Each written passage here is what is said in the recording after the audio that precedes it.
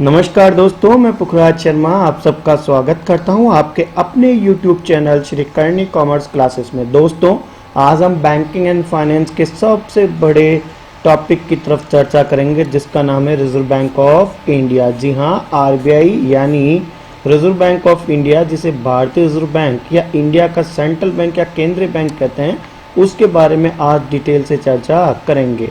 Banking and finance के point of view से सबसे बड़ा टॉपिक आज का है जिसे आप रिजर्व बैंक ऑफ इंडिया कह सकते हैं। जी हाँ, यहाँ पे आपको रिजर्व बैंक ऑफ इंडिया का एम्बलम नजर आ रहा है। दोस्तों, ये भारतीय रिजर्व बैंक का एम्बलम है जिसमें टाइगर और पॉम ट्री नजर आ रहा है।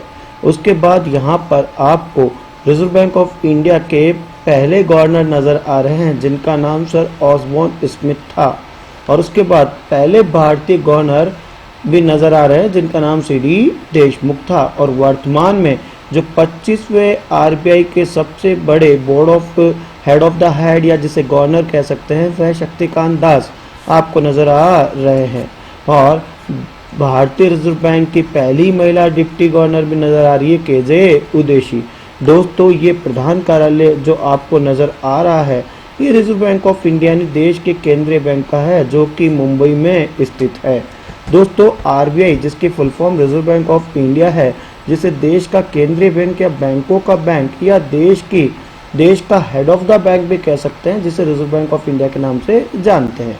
इसकी स्थापना 1 अप्रैल 1935 के दिन हुई थी और स्थापना के समय इसका मुख्यालय कलकत्ता में था, यानी 1935 से 1937 के मध्य ये कलकत्ता में इसका प्रधान कार्यालय था, और उसके बाद इसके प्रधान कार्यालय को मुंबई ट्रांसफर कर दिया गया और अभी वर्तमान में इसका प्रधान कार्यालय मुंबई में है।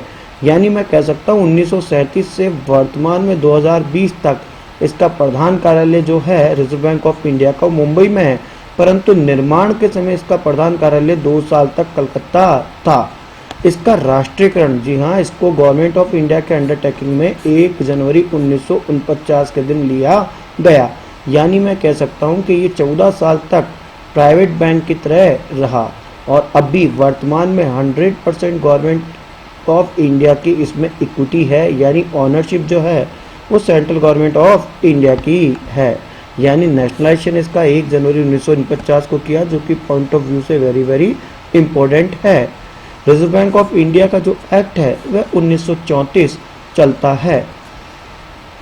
केंद्रीय बैंक, जिसे आप सेंट्रल बैंक ऑफ इंडिया के नाम से जानते हैं, इसके सेंट्रल बोर्ड के अंदर सबसे बड़ा जो हेड होता है वो गवर्नर होता है। गवर्नर हमेशा एक व्यक्ति होता है जिसके अंडर में 4 डिप्टी गवर्नर होते हैं। वर्तमान में यानी 2020 में रिजर्व बैंक ऑफ इंडिया के 25वें गवर्नर श्री शक्तिकांत दास है, और वर्तमान में जो इसके 4 डिप्टी गवर्नर है उसमें से 3 डिप्टी गवर्नर है, यानी एक की पोस्ट वैकेंट है, क्योंकि हाल ही में विश्वनाथन सर ने का कार्यकाल कंप्लीट हो गया। और अभी जो वर्तमान में है उस पर है श्री VP कानूनगो, श्री महेश कुमार जैन और डॉक्टर MD पात्रा। तो ये 3 व्यक्ति वर्तमान में डिप्टी गवर्नर है रिजर्व बैंक ऑफ इंडिया के, जबकि होते कितने डिप्टी गवर्नर? 4, जो किसके अंडर में काम करते हैं? गवर्नर के। यानी इनमें जो भी निर्णय लेता है वह गवर्नर रहता है, और गवर्नर के निर्णय के आगे सबको जो है नतमस्तक होना पड़ता है। परंतु गवर्नर सपोज कीजिएगा अभी एब्सेंट है, तो उस कार्यकाल में जो सीनियर डिप्टी गवर्नर है वह गवर्नर की भूमिका अदा करता है। यानी मैं कह सकता हूँ जो हमारे यहाँ पे जो फाइनेंस मार्केट है वो फाइनेंस मार्केट को 2 भागों में बांट सकते हैं, एक प्राइमरी मार्केट तो दूसरा सेकेंडरी मार्केट, या जिसको हम कह सकते हैं मनी मार्केट और कैपिटल मार्केट। और फिर कैपिटल मार्केट 2 भागों में बढ़ जाता है, प्राइमरी मार्केट और सेकेंडरी मार्केट। तो मनी मार्केट के रेगुलेटर की तरफ हम पढ़ रहे हैं जिसका नाम है रिजर्व बैंक ऑफ इंडिया, जो कि देश में नोट छापने का अधिकार या देश की जो मॉनेटरी पॉलिसी है वो रिलीज करने का अधिकार देश के केंद्रीय बैंक का है। यानी देश में इन्फ्लेशन को भी कंट्रोल करने का और क्रेडिट कंट्रोल और मनी सप्लाई कंट्रोल करने का पूरा अधिकार रिजर्व बैंक ऑफ इंडिया का है। रिजर्व बैंक ऑफ इंडिया के यदि मैं इतिहास की तरफ चलूँ तो इसके पहले गवर्नर जो बने थे वो अंग्रेज थे, सर ऑसबॉर्न स्मिथ। क्योंकि 1935 में ईस्ट इंडिया कंपनी का अधिकार हमारे ऊपर था, इसलिए जो इसके पहले गवर्नर बने थे रिजर्व बैंक ऑफ इंडिया के वो सर ऑसबॉर्न स्मिथ बने थे। और इसके पहले डिप्टी गवर्नर जो आरबीआई के थे वो थे सर जेम्स ब्रायन टेलर यानी जेबी टेलर। और यही जेबी टेलर बाद में सेकंड नंबर के गवर्नर ऑफ आरबीआई बने प्रमोट होके। उसके बाद पहले इंडियन गवर्नर ऑफ आरबीआई और वैसे ओवरऑल नंबर 3 के ऊपर जो आरबीआई के गवर्नर बने थे वो सीडी देशमुख बने थे, जो आपको जानना जरूरी है, ये प्रश्न कई बार पूछा गया है। सीडी देशमुख पहले भारतीय गवर्नर ऑफ आरबीआई थे। पहली महिला डिप्टी गवर्नर होने का जो आरबीआई में जो हिस्ट्री है वो केजे उदेशी के नाम है। अब तक आपके लिए बताना चाहता हूँ दोस्तों कि जो ये 1935 से यानी 1 अप्रैल 1935 से 2020 तक का जो 85 ईयर का कार्यकाल है आरबीआई का, रिजर्व बैंक ऑफ इंडिया का, यानी मैं कह सकता हूँ 35 से आपका जो 2000 तक का 65 और 65 में ये 20 जोड़ दो तो 85 साल। इस 85 साल के कार्यकाल के अंदर अब तक कोई भी महिला आरबीआई की गवर्नर नहीं बनी है, परंतु डिप्टी गवर्नर में 2 महिला आरबीआई की डिप्टी गवर्नर बन चुकी है। पहली महिला जो डिप्टी गवर्नर रही थी वो केजे उदेशी और दूसरे नंबर की महिला जो डिप्टी गवर्नर रही थी वो उषा थारोट बनी थी। और अभी यानी फर्स्ट सीएफओ एक नई पोस्ट आई है सीएफओ, और पहली महिला सीएफओ होने का जो इतिहास है वो रचा है सुधा बालकृष्णन ने, यानी वर्तमान में सुधा बालकृष्णन आरबीआई की पहली सीएफओ है।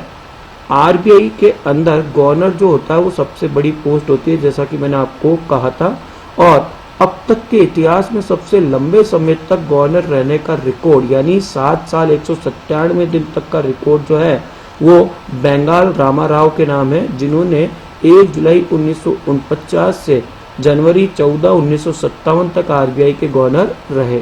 और सबसे कम पीरियड तक जो गवर्नर रहने का रिकॉर्ड है वो अमिताभ घोष के नाम है।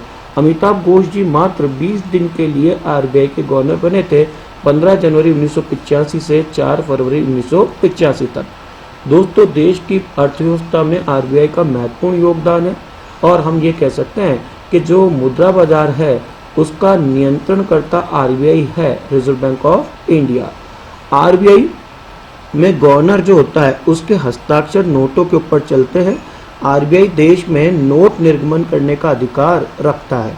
1 रुपए के नोट को छोड़कर इससे बड़े जितने भी डिनोमिनेशन के नोट है, चाहे वह 2 रुपए का है, 5 का है, 10 का है, 20 का है, 50 का है, 100 का है, 200 का है, 500 का और 2000 का है, ये सभी के सभी नोट निर्गमन करने का अधिकार आरबीआई का है, जिस पर हस्ताक्षर आरबीआई के गवर्नर के होते हैं।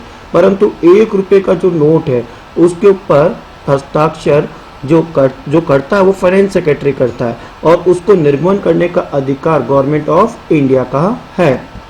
यदि मैं बातचीत करूं तो हिल्टन यंग कमीशन यानी हिल्टन यंग कमीशन देश में आया था, जिसको रॉयल कमीशन ऑफ इंडिया के नाम से भी जानते हैं, जो कि आया था 1920 में। और 1926 के अंदर वेरी इंपॉर्टेंट है दोस्तों, 1926 ने उसने रिकमेंडेशन करा था गवर्नमेंट को कि देश में एक केंद्रीय बैंक होना चाहिए। तो कई बार ये प्रश्न लगता है कि देश का केंद्रीय बैंक के लिए किस कमीशन ने रिकमेंडेशन करा और वो कब आया। तो रिकमेंडेशन तो करा 1926 में, 1920 में जो वो आया था वो इंडियन करेंसी एंड फाइनेंस के रूप में आया था। आरबीआई के लिए कह सकता हूं कि रिजर्व बैंक ऑफ इंडिया जब शुरुआती दिनों में था, यानी 1 अप्रैल 1935 से लेकर 1 जनवरी 1949 के मध्य, उसमें ये गवर्नमेंट के अंडरटेकिंग में नहीं थे, यानी 100% इसमें गवर्नमेंट ऑफ इंडिया की पार्टनरशिप नहीं थी। ये एक प्राइवेट बैंक था और मेजर प्राइवेट बैंक जो था उसमें गवर्नमेंट की ओनरशिप जो हुई थी वो 1 जनवरी 1949 के दिन हुई थी। यानी 14 साल तक जब ये प्राइवेट बॉडी के अंडर में था उसमें इसकी इनिशियल ऑथराइज शेयर कैपिटल जो थी वो 5 करोड़ थी, जो कि 100 रुपए के फुली पेड अप शेयर के अंदर डिवाइडेड थी। इंडिया के अंदर जो प्रिंटिंग प्रेस है, जो नोट प्रिंट करती है, वो 4 प्रकार की है आरबीआई की प्रिंटिंग प्रेस, और इसके ऊपर पूर्ण अधिकार सेंट्रल गवर्नमेंट ऑफ इंडिया का है। इसमें से मैं कह सकता हूँ जो नासिक और महाराष्ट्र वाली है, जो नासिक महाराष्ट्र के अंदर और देवास एमपी में, ये 2 बड़ी है जो कि मैं कह सकता हूँ जिसपे गवर्नमेंट कंट्रोल करती है, यानी सेंट्रल गवर्नमेंट ऑफ इंडिया। और उसके अलावा जो रिजर्व बैंक ऑफ इंडिया की सब्सिडरी के अंदर आती है वो आती है आपकी भारतीय रिजर्व बैंक नोट मुद्रा प्राइवेट लिमिटेड, जिसे हम BRBNM के नाम से भी जानते हैं।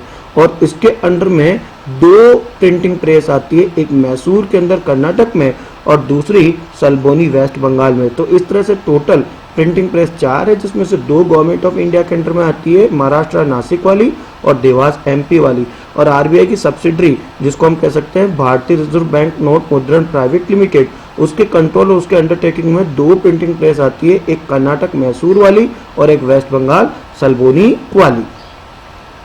देश के अंदर नोट का छोटा जो डिनोमिनेशन होता है वो होता है पैसा, और पैसे के अंदर जो होते हैं वो होते हैं सिक्के, और सिक्के जहाँ छपते हैं उसको हम मिंट के नाम से या टकसाल के नाम से जानते हैं। और ये जो वर्तमान में 4 टकसाल है जहाँ पे सिक्के ढलते हैं वो भारत सरकार के अंडर में आती है। ये 4 जो टकसाल है ये मुंबई के अंदर स्थित है, एक कलकत्ता में स्थित है, एक हैदराबाद के अंदर स्थित है और एक नोएडा के अंदर स्थित है।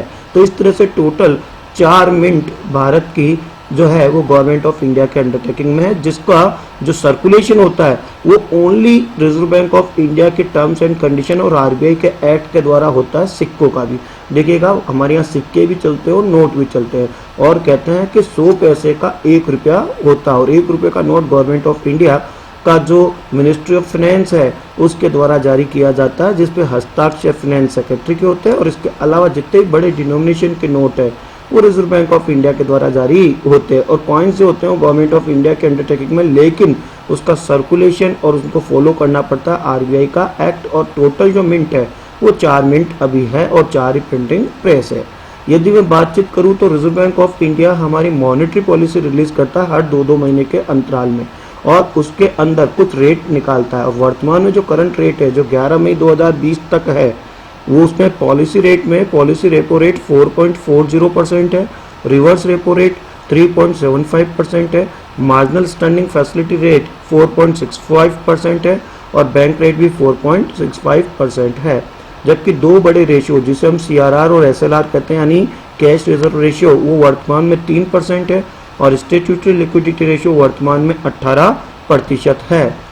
आरबीआई की यदि मैं बातचीत करूं तो आरबीआई जब बना था 1 अप्रैल 1935 में, उसमें कुछ ब्रिटिश रूल इसके ऊपर चलते थे, इसलिए जो इसके एम्बलम थे उस एम्बलम में डबल मोहर है जो कि ईस्ट इंडिया कंपनी के द्वारा लोगों से चुराई गई है, यानी इंग्लैंड से इस लोगों को लिया गया। इंग्लैंड के जो बैंक में है उसमें लॉयन एंड द पॉम ट्री है, जबकि हमारे वाले में टाइगर एंड द पॉम ट्री है, जो कि आपको इमेज में नजर आ रहा है। उसके बाद यदि मैं कह सकता हूं तो रिजर्व बैंक ऑफ इंडिया से संबंधित या नोटों से संबंधित जो भी कोई शिकायत होती है तो उस पर कस्टमर अपनी जो कंप्लेंट है वो आरबीआई तक पहुंचा सकता है।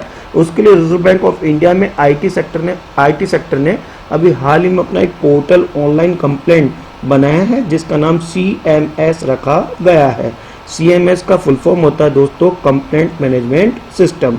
और इसके अलावा यदि किसी कस्टमर को बैंकिंग सेक्टर से कोई प्रॉब्लम है, क्योंकि सभी बैंकिंग सेक्टर को कंट्रोल करता है रिजर्व बैंक ऑफ इंडिया, तो उसके लिए बॉस बना रखा है यानी बैंकिंग ऑम्बड्समैन स्कीम, यानी आपके बैंकिंग लोकपाल, जिसके द्वारा आप अपनी प्रॉब्लम का समाधान कर सकते हैं। तो ये कुछ विशेष बातें थी दोस्तों रिजर्व बैंक ऑफ इंडिया की। आशा करता हूँ आपको ये क्लास काफ़ी पसंद आई होगी। अगली बार ऐसे ही बैंकिंग एंड फाइनेंस के एक बड़े रेगुलेटर के साथ आपके साथ मुलाकात होगी। तब तक के लिए पुखराज शर्मा को इजाज़त दीजिएगा दोस्तों। जय हिंद, जय भारत।